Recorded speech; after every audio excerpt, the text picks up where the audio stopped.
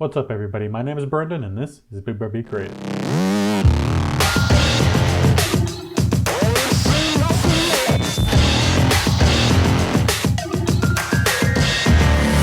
Welcome back everybody to another Friday landscape photography video. It's been a couple weeks, I think almost 3, maybe it's been a month, I'm not quite sure yet, but it's been a long time since we've done any photo editing on this channel. So we're gonna change it up. We're not gonna be doing any sort of tutorial or how-to today. We're actually gonna be, well, I guess it's kind of a tutorial on how-to. I'm going to be showing you guys how I'm taking one photograph. It's actually 2 photographs, making one photograph, kind of my whole process through editing and all that kind of stuff. So it could give you guys a little idea on how you could edit, or different types of sliders or something that you've used. Or if you don't even use this program, I'm going to be using Luminar 3. I can show you a little bit about other photo editing software that you guys could use. And if you guys do like the software and you are looking for software to use yourself, I always link it down below. It isn't sponsored or anything. I don't get any kickbacks, but it's just nice. So if you guys actually do like this and want to use it, that you have a quick access point to it. So make sure you guys check that out in the links down below. There's a bunch of links. Check them all out. But let's jump on over to my computer and get started editing this photos.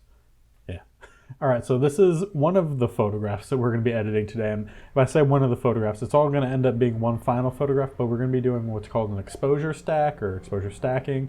Blending. There's a lot of different variations of saying the same thing with this, but I have a couple other videos talking about this and showing you how you guys can do those. You guys can check that out. You're also going to see how I do it here too.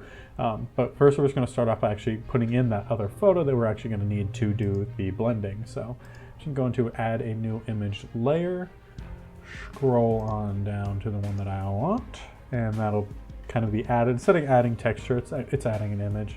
It kind of says if you want to add texture to an image, something like that. It's the way that you can do it. But we are going to be blending these, and to do that, we're going to be starting off with a luminosity mask. Now, it's going to take a little bit while it actually does this, so I'm explaining a little bit about what it's doing. So a lot of the times when you're doing exposure blending, you can go in and brush in your own masks and you'll be good to go. But since this one, I want to keep the highlights from one and the shadows from another, I'm using the luminosity mask. It's going to do that for me. It's going to go ahead and actually mask over all the highlights, and it's done. So I'll go ahead and show you what that looks like. So you just have to go into the, if I keep clicking, any second.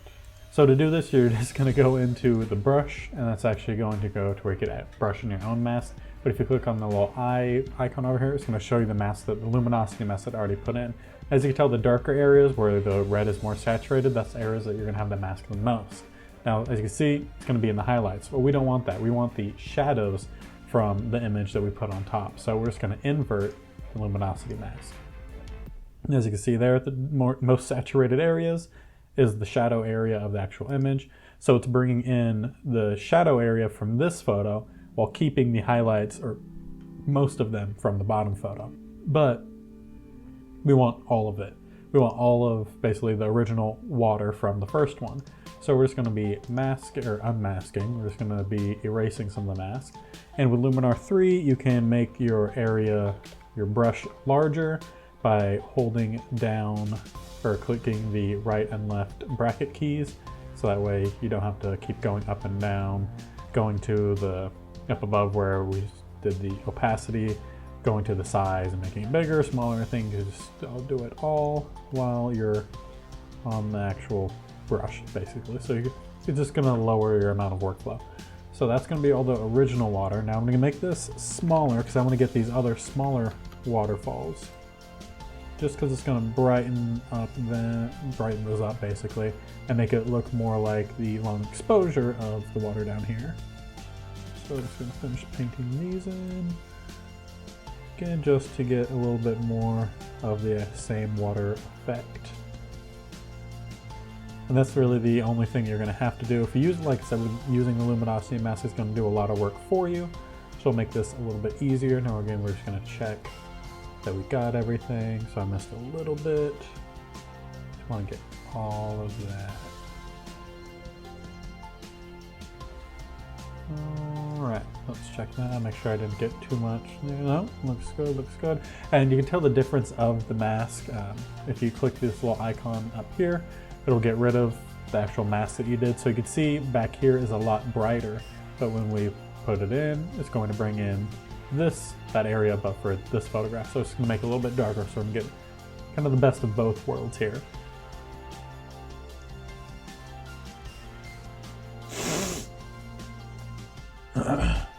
Now the next step is actually add a new adjustment layer, and that's where we're going to be doing all of our actual editing portions on.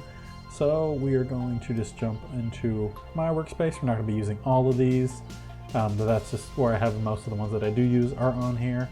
Now one thing before we start with any of those, I'm going to jump down to this bottom image and just change the profile to I have all my notes written down because I've edited this before, so I just want to show you how I do it. So I'm just going to change this to my camera landscape. As you tell, it's going to change the colors a little bit. Make certain things darker, certain things lighter, bring in some more saturation. So we're just going to add that in. And it's going to mess a little bit with some of the blending that we did with the top image. Even though we're bringing in most of the shadow area from that second image, there's going to be just a little bit of some from the first that are just blending through. So we did that adjustment so we have certain things from that blend out more. Okay, so exposure, we're going to lower this. Not a whole lot, just a little. I actually know what it is, so I'm just going to type it in. Maybe, if I get rid of those. Just going to take down the exposure a little bit. And then highlights we're going to lower. But don't worry, we will be bringing whites up a little bit. We're just getting rid of all of the harsh highlights that are there, and then we'll introduce some again. Shadows we're going to we're going to raise them. Because basically when you're editing these, you want to make sure that in your highlights you have detail, and in the shadows you have your detail. And then you'll go in with the white and blacks and actually set those to where you want it to be. So I'm just going to raise the shadows up just a little bit, not a whole lot, but just enough a little bit to where you start to see a little bit more about what's happening in these crevasses. And then a real cool thing that you could do for if you're using this program on Macs, you just hit Alt and it'll actually change. If you're using the white slider, it'll make it all go black, and then when the colors start appearing, it's because you're clipping in the highlights. So basically you just want it to be where just where no colors are coming through, then you'll have as much detail while still keeping things bright. And then vice versa with the blacks, will make the screen white, colors start showing up, you're clipping the blacks. Now clipping the blacks is okay, at least personally for me, I'm okay with clipping a little bit of the blacks because it's going to make you have absolute blacks. It's going to create a little bit more depth, a little bit more contrast. So blacks you're not too worried about, but your whites, which are highlights, you want to make sure you're not clipping those so you still have all the detail that you need.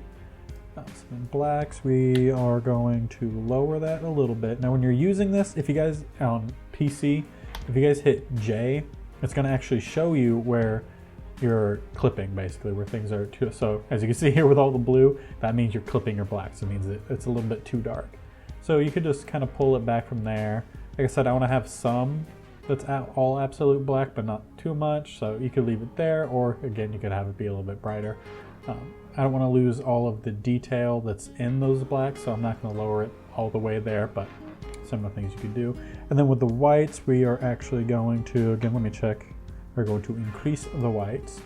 And again, as if we go up here where the red is showing, you're clipping the whites, which means you're losing detail. So you want to raise it up enough, but not too much to where you're losing detail.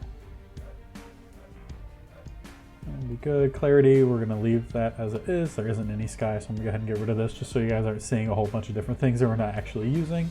Advanced contrast we will use. Let me just check what my numbers were. Highlights, we're going to raise that up a little bit and then raise it up a lot bit. There. And then we're going to leave the midtones the same, and then shadows we are going to change a little bit as well, just so we're getting the right kind of colors. And again, see, you're seeing those blues coming in again because we have that clipping in, because I want to have some absolute blacks, but I don't want all of it to be black, which is why we have the shadows up a little bit, but then we're going to have that advanced contrast so that in those darker areas, you still have some detail and then some that's actual black. So if we hit that eye icon, you can see the difference here. It's subtle, but it's noticeable. Again, the bottom is just a little bit too bright, so we're going to lower that a little bit, not too much. And then where this is really going to change is all going to be in the hue and saturation adjustments that we're going to do. So we're not using any of those. We're not going to be doing any split toning. These are all just things that I like to use in my images, so I keep them all on here so I can see.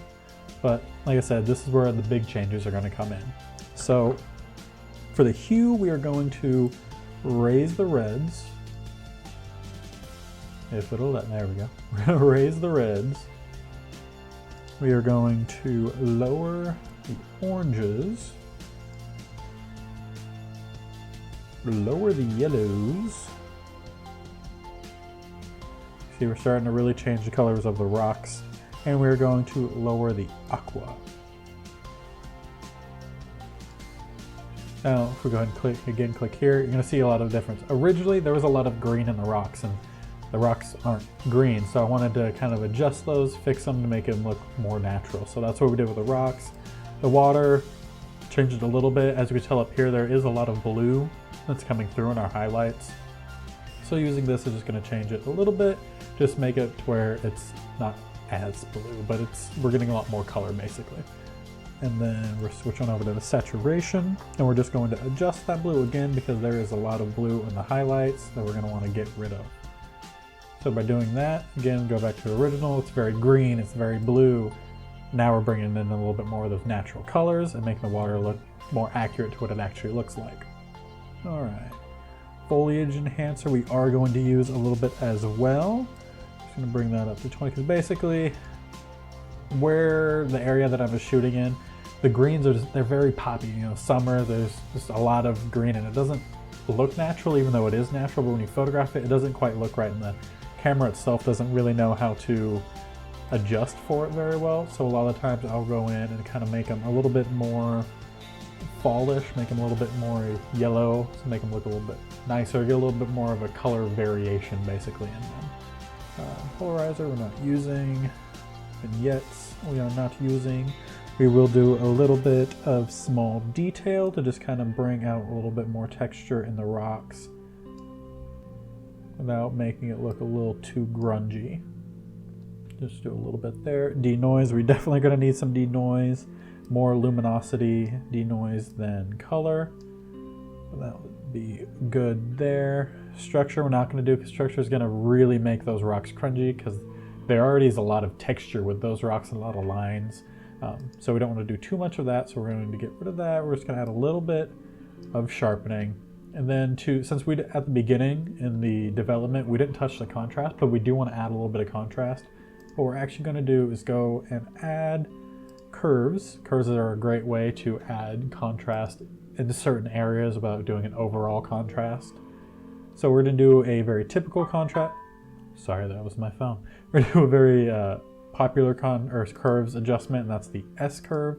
So we're just going to place a couple of these points, one in the middle and then one on both ends, and we're going to adjust basically the highlights and the shadows just a little bit. So if we get rid of that, you'll see obviously there's a big difference here.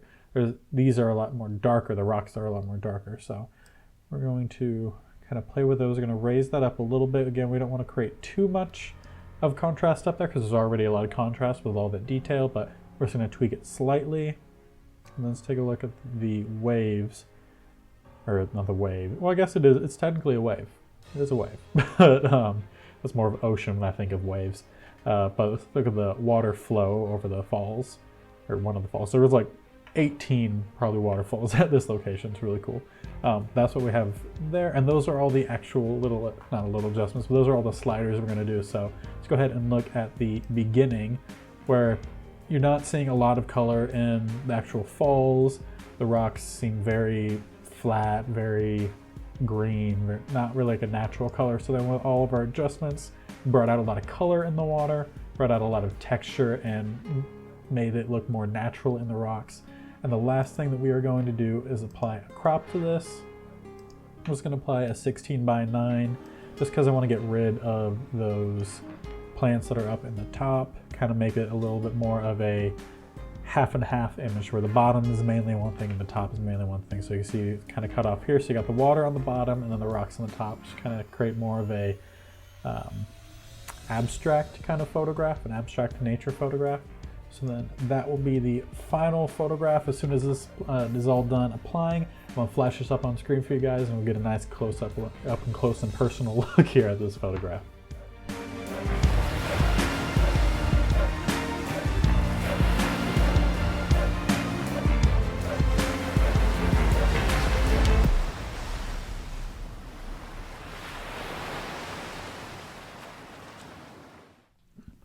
All right, so that's the photograph. I hope you guys enjoyed this and that you learned a little bit something about what my process is for editing landscape photos, how you guys could use that to kind of edit yours or just give you ideas of things you could do or things you didn't know you could do. Or if you were looking for a photo editing software, Luminar 3 is a great one. There's actually a new one that came out with, Luminar 4. So Luminar 3 will be a little bit cheaper than that one, but it's not gonna be like Photoshop where you have to pay monthly. It's a one-time payment, so it's really good. It's a really strong software, as you guys saw. We made huge changes with this photograph, with the before and after, and really changed a lot of stuff. So if you guys are interested in that, again, these are all linked down below. And there's a couple other links down there too you guys can check out. I have one, BigBearBCreative.com/eco apparel. You guys should check out if you're looking for eco apparel, well obviously it's eco-friendly, eco-conscious apparel. They're all the ones I've designed on this channel. So you guys check those out. There's some really cool nature-based ones where, you know, crashing waves would be very fitting with this one, even though we're talking about it's not really waves because I think of more of oceans, but really fun one to check out. I have a couple mountain-based ones, the little Aztec ones, and desert ones. So make sure you guys check those out. They're really fun.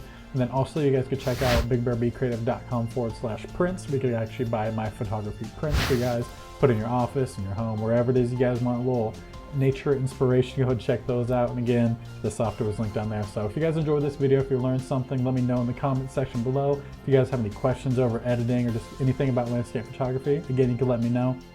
You can also reach out to me on my social medias. I'll display them at the bottom of the screen here. And they're, again, also going to be linked down below.